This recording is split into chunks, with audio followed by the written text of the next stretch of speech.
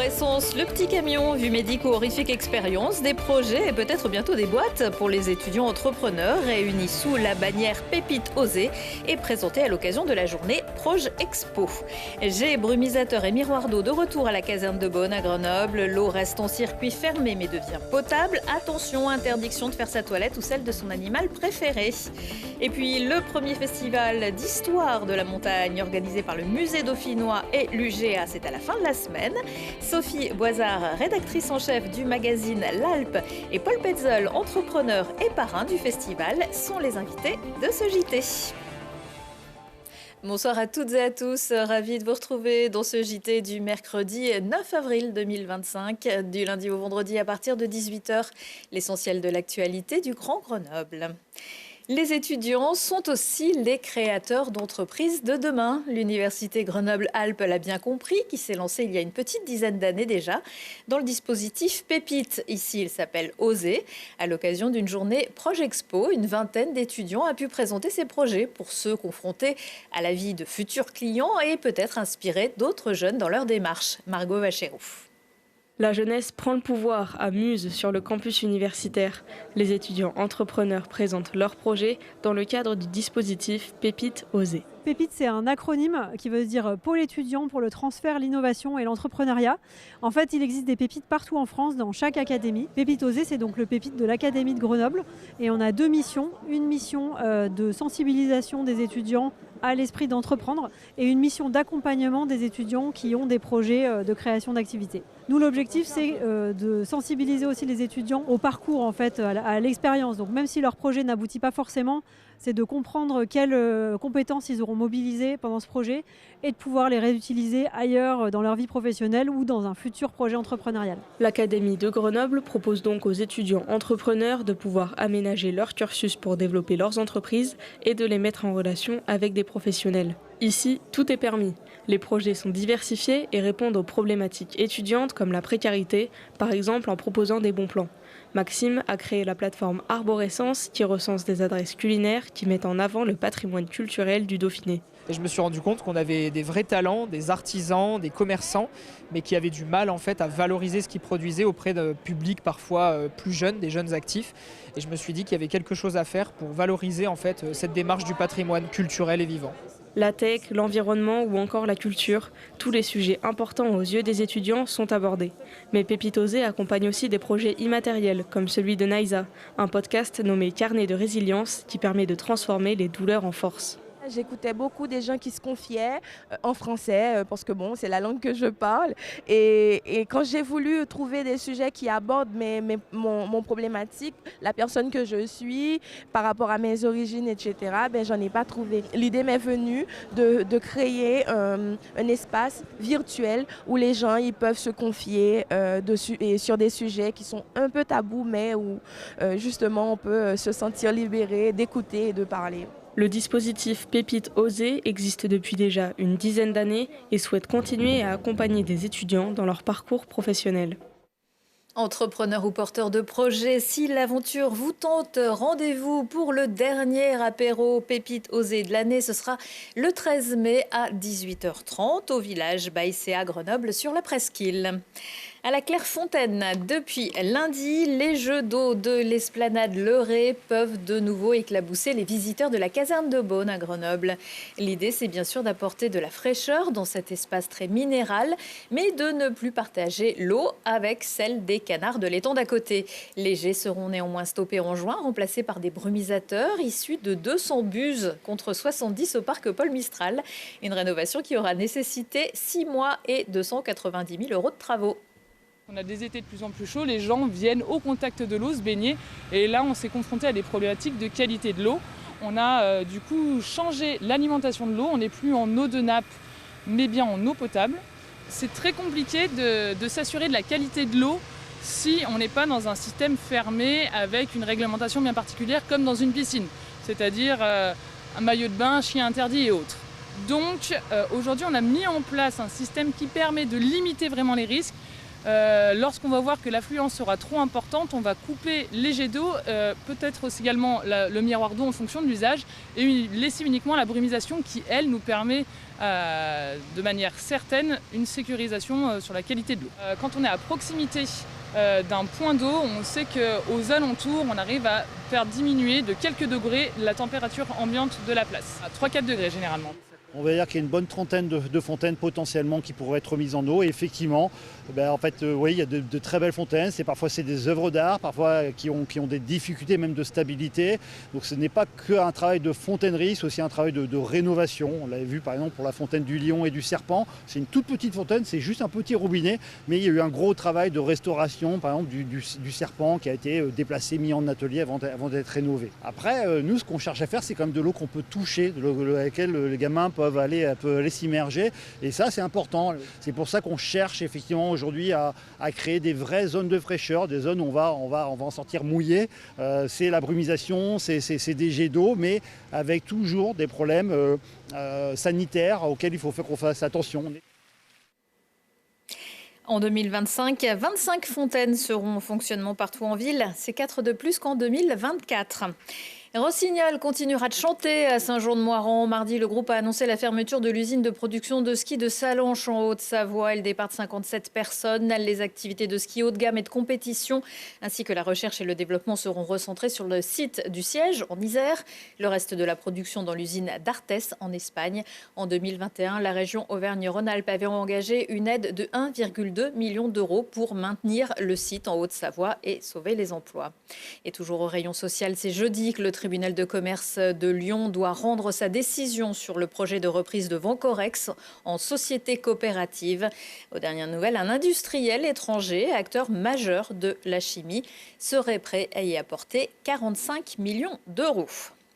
Il n'y a pas le feu. L'association Le Point Info Loup Lynx a lancé en début de semaine une pétition en ligne pour redonner aux brûleurs de loups, champions de France pour la 9e année, leur nom inscrit à la fédération Grenoble Hockey Métropole 38. Ses membres font valoir un respect de la biodiversité. Nous ne sommes plus au Moyen-Âge pour brûler des feux contre les loups, explique-t-il. Le nom brûleur de loups détruit l'esprit sportif avec une image attardée d'une autre époque, est-il encore précisé. Charles Perrault, l'auteur du Petit Chaperon Rouge, a donc du souci à se faire. Si la montagne est évidemment un terrain de jeu incroyable pour les sportifs, son histoire est bien plus riche. Le premier festival d'histoire de la montagne aura lieu à Grenoble du 11 au 13 avril. Ça commence vendredi sur le campus à Saint-Martin-d'Air, avant de se poursuivre samedi et dimanche au musée dauphinois et même à la Bastille. Sophie Boisard, bonsoir. Bonsoir. Vous êtes la rédactrice en chef du magazine L'Alpe. À vos côtés, Paul Petzel, bonsoir. Bonsoir. Vous êtes entrepreneur et vous êtes le parrain de ce festival. On va y revenir. Sophie Boisard, cette idée du festival, elle est née comment? Ça n'existait pas, en fait, c'est le premier. Alors, c'est le premier festival d'histoire de la montagne. Il faut bien retenir le mot histoire, qui est vraiment au centre. C'est la problématique principale, en fait, qui a été lancée à l'initiative du musée dauphinois, d'Olivier Cogne, lui-même historien, avec l'UGA, représenté par le laboratoire le Lara, avec Stéphane Gall, avec Anne Dalmasso, Anne-Marie Granet, les bibliothèques universitaires avec Frédéric Saby et Héloïse Fab. Ça, c'est le comité de pilotage auquel je fais également partie. Donc, l'Alpe, les éditions Glénat également participent à la création, au lancement de ce premier festival. C'est vrai que la montagne, voilà, au musée dauphinois, il y a cette fameuse exposition qui a remplacé les gens de l'Alpe qu'on a tous vus à l'école primaire, les Alpins.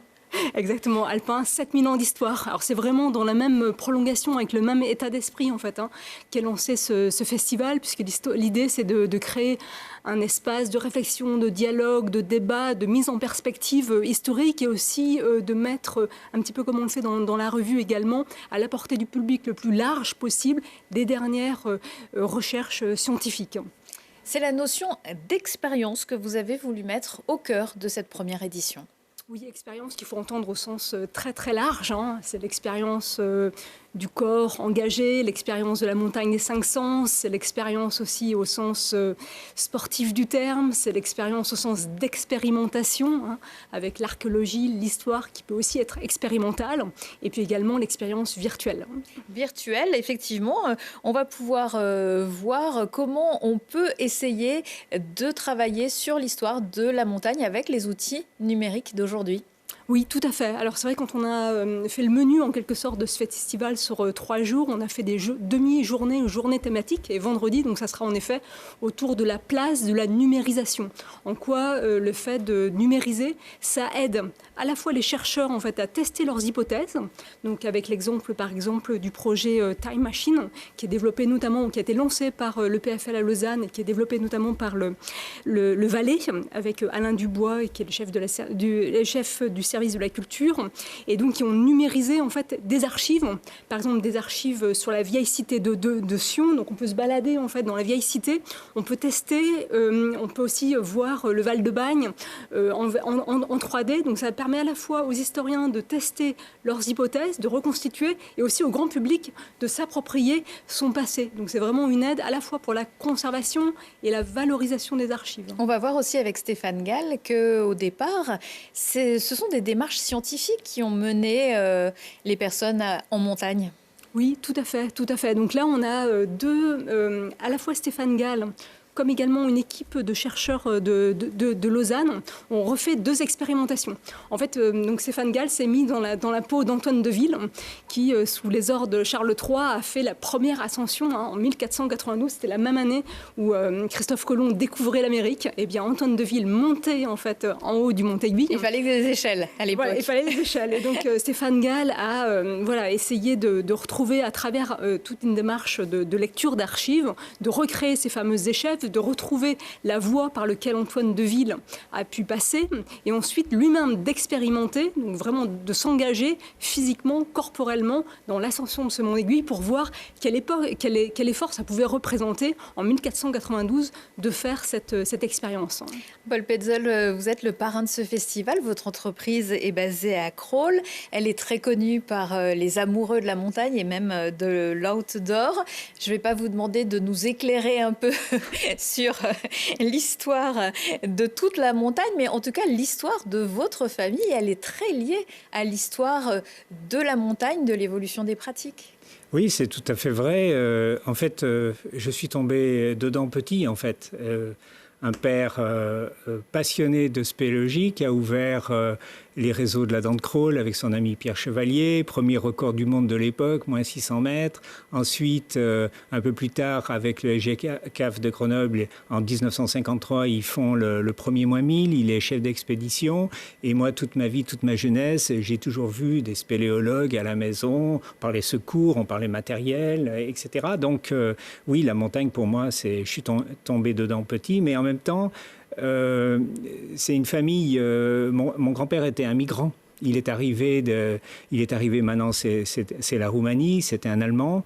Il est arrivé ici, il a fallu se faire accepter. C'était aussi des découvreurs, c'était des pionniers, c'était des inventeurs. Mon père était un inventeur extraordinaire, mon grand-père pareil. Et puis, encore une fois, moi j'ai continué. Je pense que je n'avais pas le choix. Et vous vous souvenez d'une expérience, puisque le thème c'est l'expérience, une expérience qui vous a marqué, peut-être enfant, si vous avez, ou alors qu'on vous a raconté, parce qu'enfant, je ne sais pas si vous vous en souvenez, mais une des premières expériences marquantes de votre vie avec la montagne. C'est les expériences, c'est les risques qu'on prend en montagne. C'est que quand on va en montagne, on sait que la montagne peut être dangereuse. Et donc, c'est estimer ces risques-là. Ça m'est arrivé de prendre des pierres, etc. Donc ça, c'est une expérience. Nous, on travaille beaucoup sur réduire le risque, en fait. C'est vraiment notre fil conducteur. On fabrique ce qu'on appelle des EPI, des équipements de protection individuels. Et donc, ça nécessite, pour l'usage, de savoir utiliser les matériels, nous, de savoir bien les fabriquer, parce qu'on est des producteurs, on est inventeurs, producteurs, et ensuite on vend nos produits dans le monde. Petzel, aujourd'hui, c'est 60 pays où on est installé, où on vend nos produits.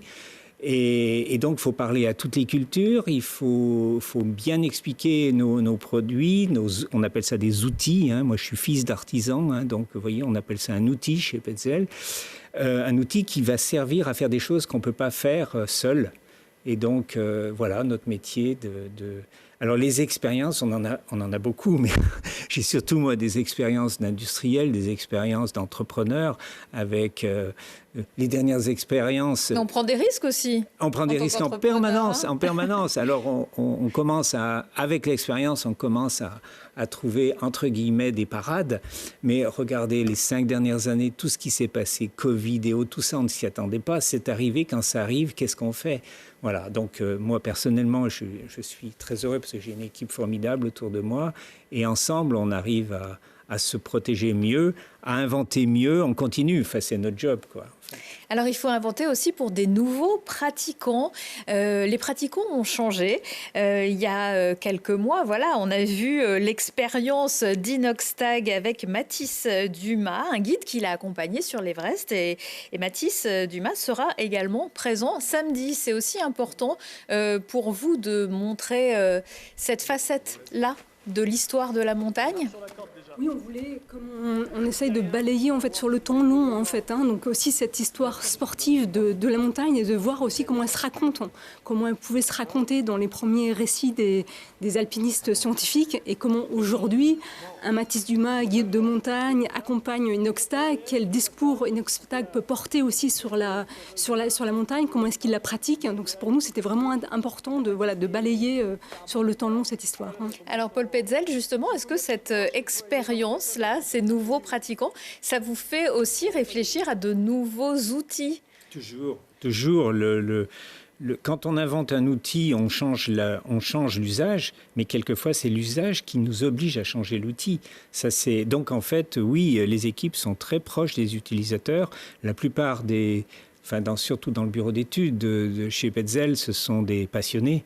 C'est des personnes qui viennent vraiment par conviction, qui veulent pratiquer leur activité et apporter quelque chose à la communauté. Et ça, c'est essentiel pour toujours progresser, toujours être en mouvement, toujours être devant.